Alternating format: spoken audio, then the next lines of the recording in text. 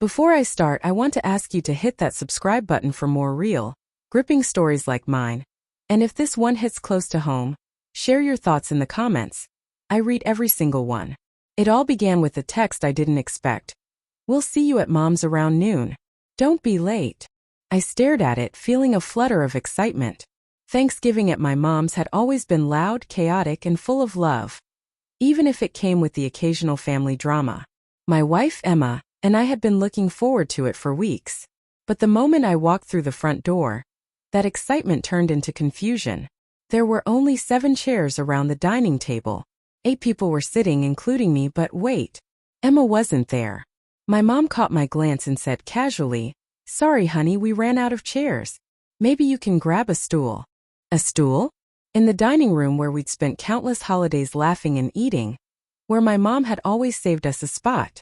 Something felt off. My heart sank, but I pushed it down, telling myself I was overreacting. As we sat down in awkward silence, I noticed subtle signs. Emma kept glancing at her phone, texting with a weird intensity, smirking at messages I couldn't see. My mom made a few odd comments like, "Oh, your wife's busy, she'll be fine," even though I'd seen her arrive with me. And then there was the smell, familiar perfume on the chair she was not sitting in, the one next to me. I brushed it off. Maybe I was being paranoid. Maybe it was just family chaos. But then came the small, nagging inconsistencies. Her texts were brief, almost clipped, and she suddenly claimed she had forgotten her side dish in the car. But when I went to check, her bag was already gone. I started doubting myself. Was I imagining things? Dinner passed in a haze of polite conversation and half-laughs, but my stomach churned. Every laugh felt hollow. Every memory of holidays past, her laughing at my mom's bad jokes, sharing private smiles, suddenly felt like a lie. I kept asking myself, am I seeing the cracks or am I just paranoid? Later that evening, I went to grab dessert from the kitchen and found her phone on the counter. It buzzed with a message I wasn't meant to see. My hand shook as I picked it up. "See you tonight. Don't worry about him."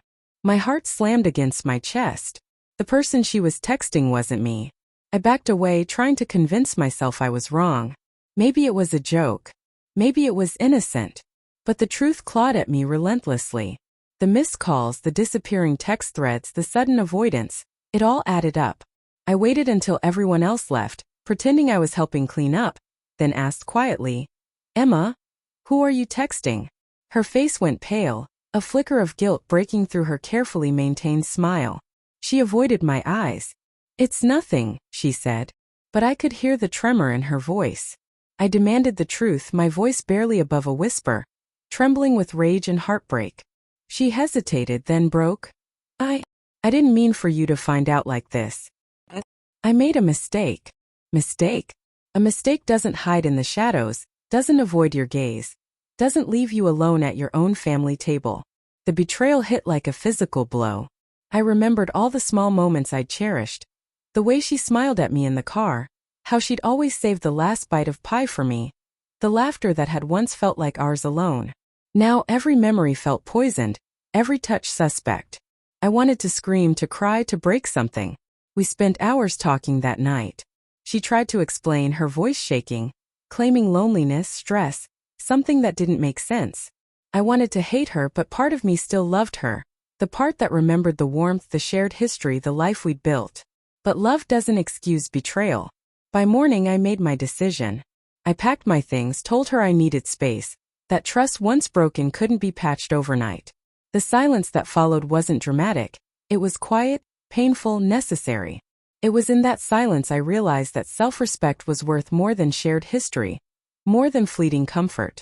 As I walked away from the house that had been my home for years, I felt a strange mixture of grief and relief. Grief for what I had lost, relief that I hadn't ignored the signs, relief that I was choosing myself. Thanksgiving would never be the same again, but I was learning that some lessons, however painful, are meant to reshape us, not destroy us. The betrayal had torn my world apart, but it also revealed a strength I didn't know I had. I wouldn't pretend the scars weren't there. I wouldn't forget, but I would survive, and eventually I would thrive. So to anyone listening, I ask again, hit subscribe to hear more stories like mine, and please, share your thoughts in the comments. Tell me your own stories, your own heartbreaks. Sometimes sharing is the first step toward healing. And as for me, I learned that the hardest thing isn't being left out at a table. It's realizing who truly belongs in your life and having the courage to step away when the people you love betray you.